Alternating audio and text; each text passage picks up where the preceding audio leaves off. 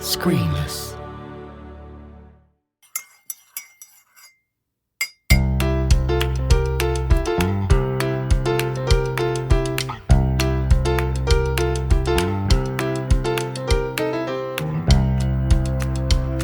Hello and welcome to another Creative Cuppa with me, Gareth Davies. In each episode I have a chat with someone working in the many brilliant creative industries to find out their story, how they are where they are. There are loads of episodes waiting for you to listen to right now, so head over to creativecuppa.uk or just look up Creative Cuppa in your podcast app to pick and choose what to listen to. Today's guest is a painter, an artist and a self-confessed colour addict. It was really nice chatting with Anna about her journey and her process. And cake. Who doesn't like a bit of cake, eh? So if you have a cuppa at the ready, maybe a slice of cake. Here we go.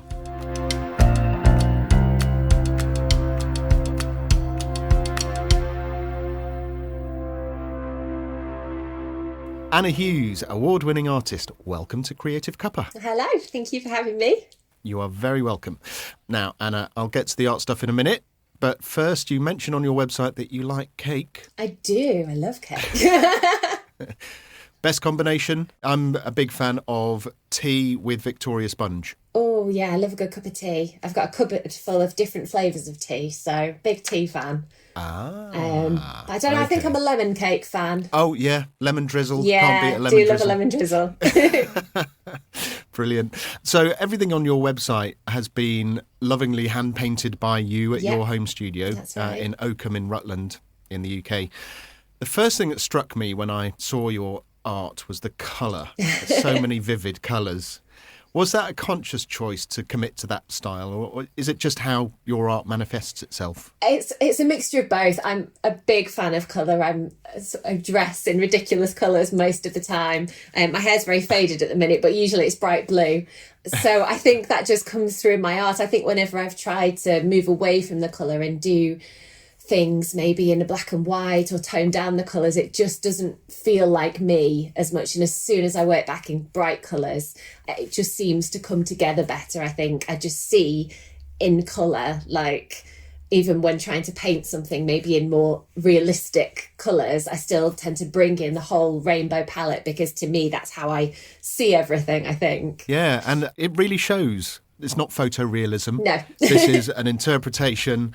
And there was one testimonial from Layla, mentions that you captured them perfectly, not just in looks, but in energy. Is that something you strive for? Yeah, completely. I think the art that I love to see is the art that does feel energetic. It's like vibrant colours, big brush strokes, some texture in there that makes you want to reach out and kind of climb in. And I think when I'm bringing, especially when I'm working on portraits and I'm bringing people out, I want them to be alive in the painting. I don't just want it to feel flat. So I think definitely for me, like the really visible brush strokes and not trying to make every intricate detail. It's more of an impression of somebody and trying to get a bit of their personality into it, as well as, you know, having to make the likeness exact. Obviously I want it to look like them, but it is more of an impression of a person than an exact replica. I think it's quite a happy balance you've captured. Oh, good. You are capturing the likeness, but you're interpreting it as well. What kind of mediums do you like to work in? Do you have a preferred medium? Acrylics mainly. So I started doing the pet portraits, I sort of fell into watercolours by accident. Most of my life I've avoided using watercolours because I find them really tricky. But I think just the way I went back to that childhood thing where you blow the paint with a straw. And so that sort of evolved into something, and my pet portraits went into that. But I think then I came back to acrylics because they're so versatile, they're so bright, you can get such bright colours with them, but they dry so quickly because I like to work quite fast, so I like to build up the layers really quickly. So I've done bits of oils, and I do love the depth of colour that you can get with oils, but acrylics tend to be the one that I come back to, that I like to work with the most. Yeah, I had a previous guest, Gabrielle Ruffle, who's a Bristol-based artist, and she works in oils. Yeah. Because you can come back to it the next day. Exactly, and still be messing around with it. But watercolour and acrylics, definitely much quicker. Yeah, I'm not a very patient person, and I think I struggle. I like to get paintings done, at least in a rough sense, really quickly, because I feel like I can get, if I work too much on them, they end up going away from what I want them to be. It's so feel a bit forced. Yeah, maybe. definitely. So I get to a point with the painting where I literally have to step away from it and come back the next day, because I know if I do any more, it's going to go past what I want it to be. And often when I come back, I go, actually, there's not many things I need to add to it. Yeah. You know, as opposed to, I've got a friend who does really intricate animal paintings, and she can spend weeks and months on the same painting doing tiny little details, and I absolutely admire her patience and, you know, that kind of photorealism that she creates, but it's just not for me. I know my personality and I know the way that I work best, and it's quick, it's expressive, so that's why mine sort of come out the way that they do. That's fantastic. Have you always loved painting? What were the origins of you actually getting into it? Yeah, always. Sorry, I don't know if you can hear the dog barking in the background. You're in good company. That's the joys of a home studio. Flashes in the house. I've left him there. Yeah. Yeah, so my parents are both very, very creative. So I think growing up, we always had like our making cupboard. So it was this cupboard that you opened up and like making things would explode out of it, and craft materials. You know, we used to paint all the time. My mum used to make our costumes for fancy dress and all kinds of stuff. So I think it's just always been in there. I mean, there's pictures of me as like a little child in the garden with paint all over me.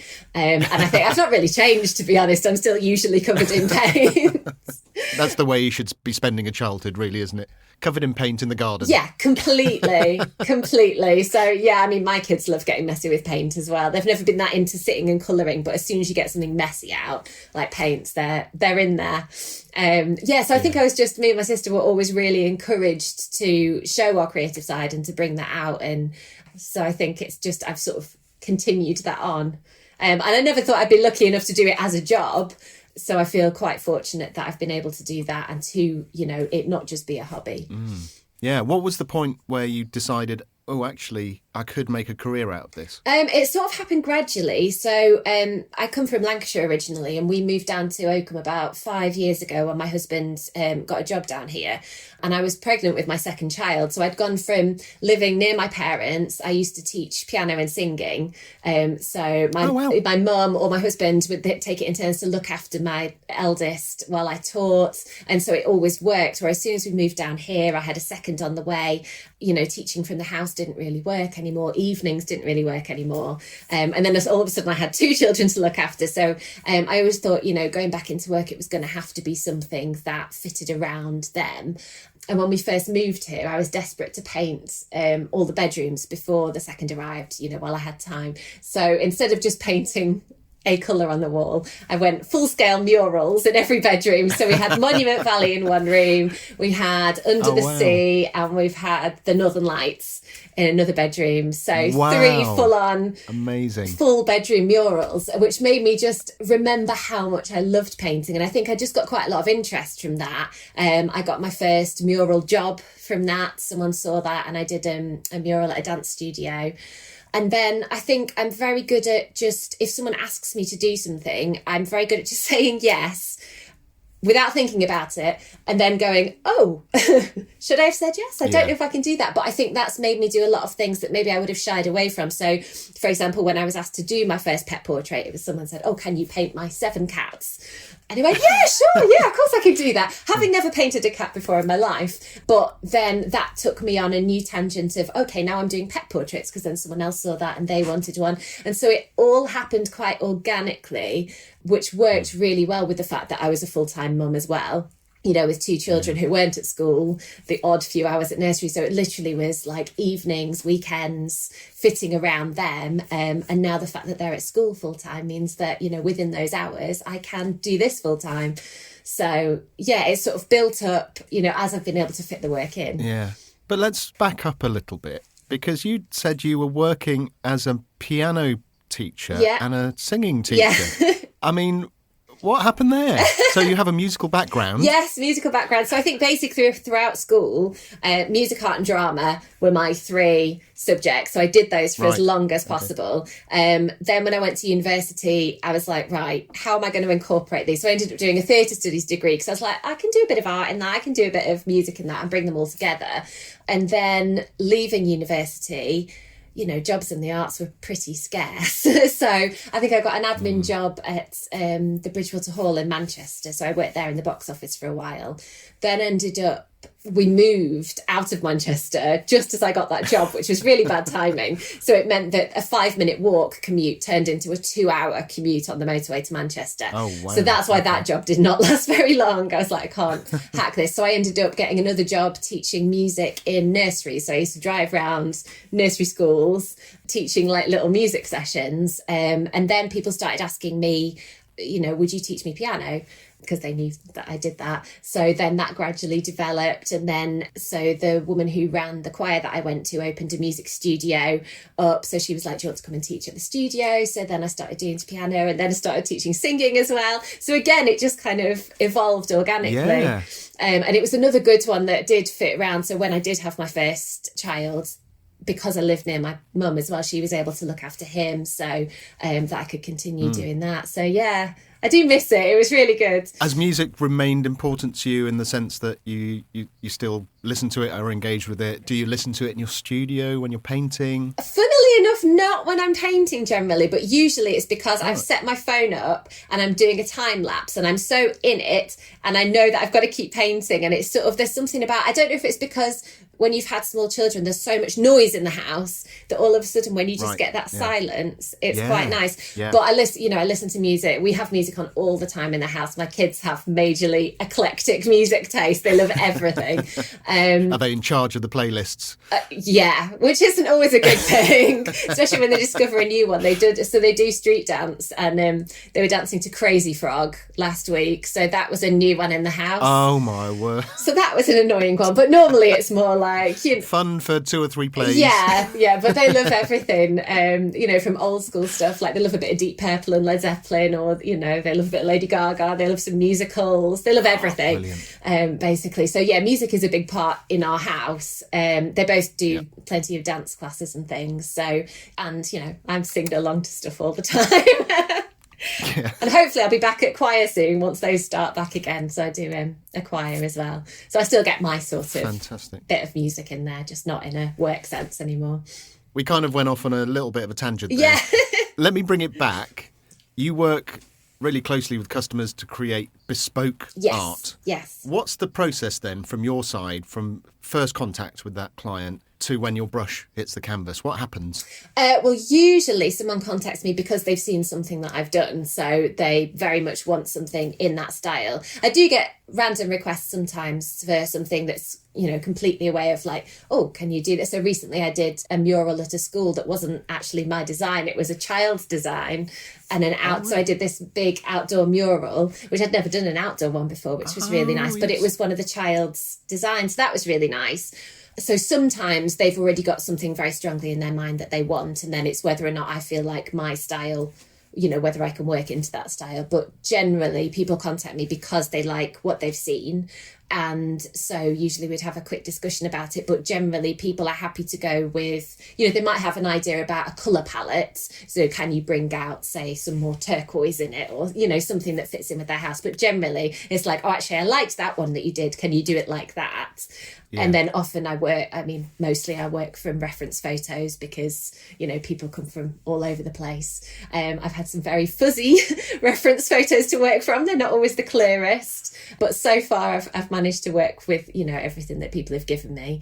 And I don't tend to send out process photos throughout the process because I think for me it's really important to get the painting to a point where I feel happy enough with it that they can see what it's going to be. Whereas I think if I sent things out along the way, they'd be like, well, that looks nothing like it. Especially because I don't tend to, with portraits, I don't sketch it out to start off with. I'm not really one for using a pencil. I go straight in there with the paint. I put quite a lot of time lapses up on my Instagram, but I draw in paint. I'm happiest when I'm working in the paint, and I build it up layer by layer, and the likeness tends to fluctuate. It comes and goes as it sort of, comes out of the page. And then I'll eventually send the client a photo and go, right, this is where I'm up to. Are you happy with this? Do you want anything adding, anything changing? But, so far so good. Everyone's liked what I've sent. That's fantastic. I really like the way that you are just in touch with how you perform best. Yeah. So many people just go, oh, well, they do it like that, I should do it like that. So that's really refreshing to hear. Yeah. And I urge anyone who hasn't seen your artwork, of course, to go and take a look. Yes. So where can people find you and your amazing art online? I mainly spend most of my time on Instagram. So I'm at Anna's Studio on Instagram. But I'm also on Facebook, but I tend to not do as much on there. And also my website, which is www.anyastudio.co.uk. So that's got, a bit more information about how to go about ordering or getting in touch. And then obviously Instagram is a really good portfolio of the stuff that I've done in the past. It's also got time-lapse videos, so you can see the process of, how I build up a painting, which I think is quite nice. People love a time-lapse. I love watching other people's time-lapses as well. Yeah. Can't beat a time-lapse. No, exactly. Yeah. I just wish I could paint that fast in real life. Fantastic. Okay, well, I'll put those links in the show notes for you. Brilliant. So people can just go through easily. But for now, Anna Hughes, thank you so much for joining me for a cuppa. Brilliant. Thank you very much.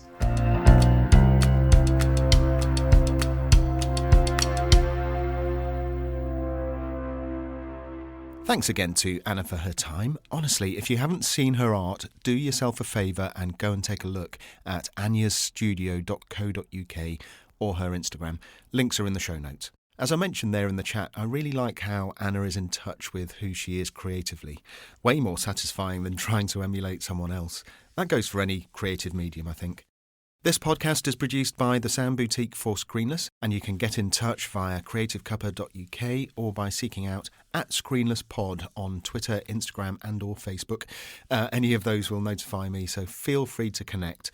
Feel free to let me know your favourite cake and drink combination, if you like. Until next time then, take care, have a brilliant week, and thanks for joining me for a cuppa.